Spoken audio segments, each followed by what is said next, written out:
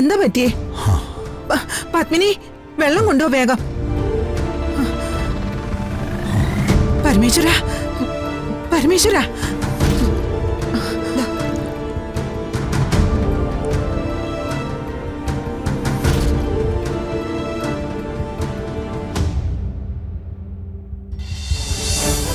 എന്തെങ്കിലും പ്രശ്നമുണ്ടോ? താനും ചുമ്മായിരുന്നു അച്ഛനെ പോത്തു. അതെ, ഞങ്ങൾക്ക് ഈ ഇരിപ്പ് ഒരുപാട് നേരം ഇരിക്കാനൊന്നും പറ്റില്ല. ഒപ്പിട്ട് കാശ് വാങ്ങിച്ചോണ്ട് ഞങ്ങൾക്ക് തിരിച്ചു പോണം. പണവും കൊണ്ട് അച്ഛൻ വരും, അതുവരെ ഒന്ന് ക്ഷമിക്കും. എന്തായാലും കാണിക്കുന്ന ആർത്തിക്കുള്ളത് കിട്ടുന്നുണ്ടല്ലോ. കൂടുതൽ സംസാരിക്കൊന്നും വേണ്ട. കൃത്യമായ എഗ്രിമെന്റ് ഒപ്പിട്ടിട്ടാ പൈസ വാങ്ങിക്കുന്നേ. വെറുതെ അല്ലല്ലോ, എന്റെ അവകാശങ്ങൾ മുഴുവനും വിട്ടു തന്നില്ലേ? രാധികെ, പ്രിയങ്കെ, നിങ്ങൾ തമ്മിൽ സംസാരം വേണ്ട. നമുക്ക് എത്രയും പെട്ടെന്ന് ഇത് അവസാനിപ്പിക്കാം. വരുൺ, അച്ഛൻ എവിടെ എത്തിയതോ നോക്ക്.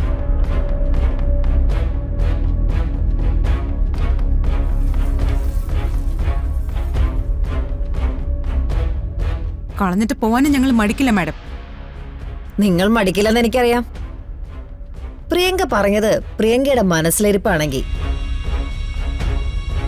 പാടുപെടും കേട്ടോ പ്രിയങ്കെ.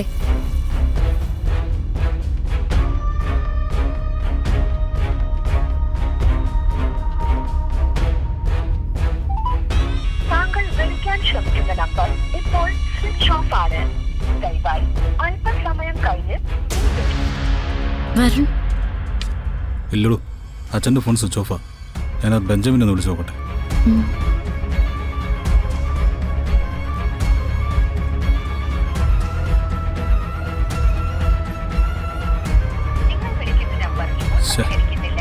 ബെഞ്ചമിനെയും കിട്ടുന്നില്ലല്ലോ. എന്താണെന്ന് അറിഞ്ഞൂടല്ലോ. ഓഫീസിലെ മറ്റാരെങ്കിലും വിളിച്ചു നോക്ക്.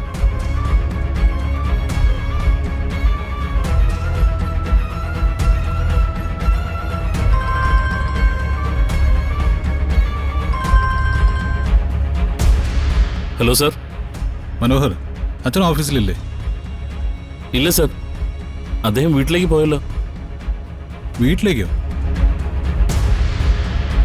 അച്ഛൻ പണമായിട്ട് അഡ്വക്കേറ്റ് ആരതി വർമ്മയുടെ ഓഫീസിലേക്ക് വരാമെന്ന് പറഞ്ഞാണല്ലോ. We are waiting here. Sir, പണം റെഡി ആയിട്ടില്ല, ഇന്ന് നടക്കില്ല സാർ.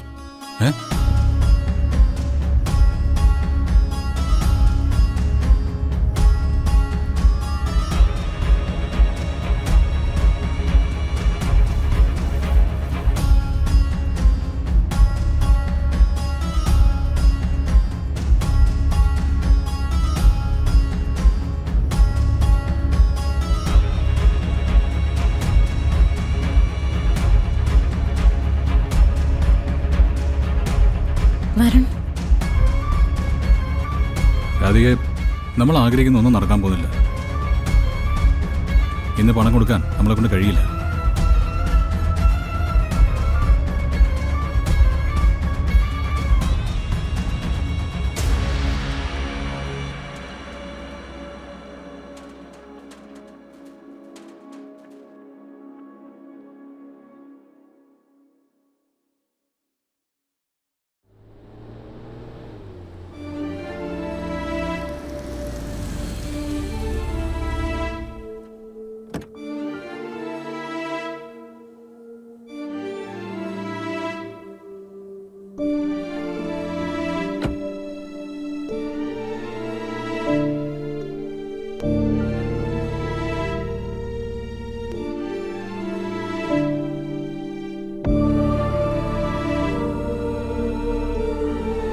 ചെറിയമ്മേ, അച്ഛന്റെ വരവത്ര പന്തിയല്ലല്ലോ.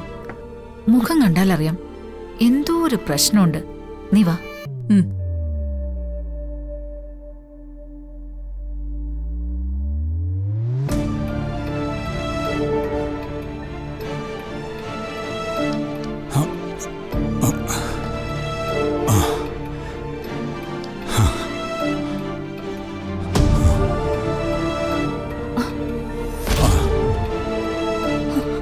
അയ്യോ,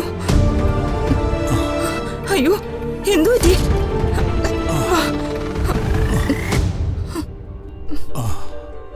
എന്താ മുഖം വല്ലാതിരിക്കുന്നേ? കുറച്ച് വെള്ളം വേണം. വാ, അകത്തേക്ക് പോവാം.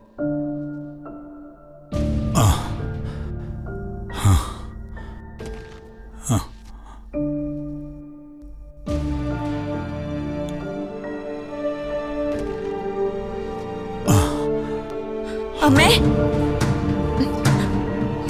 എന്താ പത്മിനി? അമ്മേ, പരമേശ്വരേട്ടന് വയ്യ.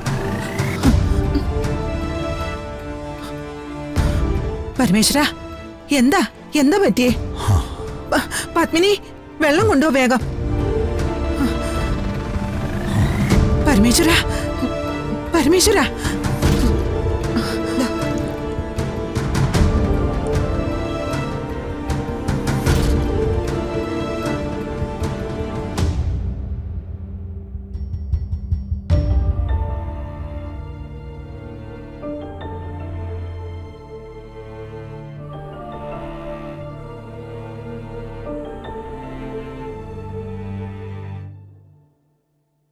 അമ്മേ, വരുണിന്റെ ജീവിതത്തിൽ നിന്ന് പ്രിയങ്ക അറുത്ത് മാറ്റാൻ നമുക്ക് പറ്റില്ല.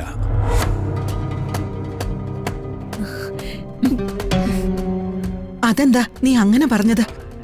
പ്രിയങ്ക ആവശ്യപ്പെട്ട തുക 25 കോടി അറേഞ്ച് ചെയ്യാൻ ഞാൻ ഏൽപ്പിച്ചിരുന്നു. പക്ഷേ പണം റെഡിയായില്ല.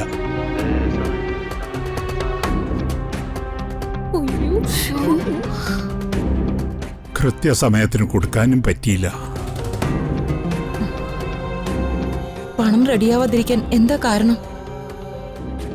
ഞാൻ തന്നോട് പറഞ്ഞിരുന്നില്ലേ പത്മിനി, കണിമംഗലം ഗ്രൂപ്പിൽ ചില നിഴലുകൾ വീണ് കിടപ്പുണ്ടെന്ന്. അത് ചെറുതൊന്നുമല്ല, കമ്പനിയുടെ അസ്ഥിവാരം തോണ്ടുന്ന തരത്തിൽ അത് വലുതായിട്ടുണ്ട്. ചന്ദ്രേട്ടൻ വാക്ക് പാലിച്ചു. ഏട്ടൻ ഈ ഇരിക്കുന്ന ഇരിപ്പിന്റെ കാരണം ചന്ദ്രേട്ടനാ. സംശയിക്കപ്പെടേണ്ട ഒരുപാട് ആളുകളുണ്ട്. പുതുതായി വരുൺ നിയമിച്ച മാനേജർ ബെഞ്ചമിൻ അടക്കം. ഒറ്റനോട്ടത്തിൽ എനിക്ക് തോന്നിയ വസ്തുതയാണെല്ലാം. ഇനി ഒന്നുകൂടി വിശദമായി അന്വേഷിക്കുമ്പോൾ അറിയാം വീഴ്ചയുടെ ആഘാതം എത്രയാണെന്ന്. പരമേശ്വര, വീഴ്ചകൾ ഒരുപക്ഷെ പരിഹരിക്കാൻ പറ്റും അമ്മേ. പക്ഷേ വരുണിനോടും രാധികയോടും പറഞ്ഞ വാക്ക് എനിക്ക് പാലിക്കാൻ പറ്റിയില്ലല്ലോ. പ്രിയങ്ക അവന്റെ ജീവിതത്തിൽ നിന്ന് ഒഴിഞ്ഞു പോകുമെന്ന് വിചാരിച്ചിട്ട് അതിന് മുടക്കം വന്നില്ലേ?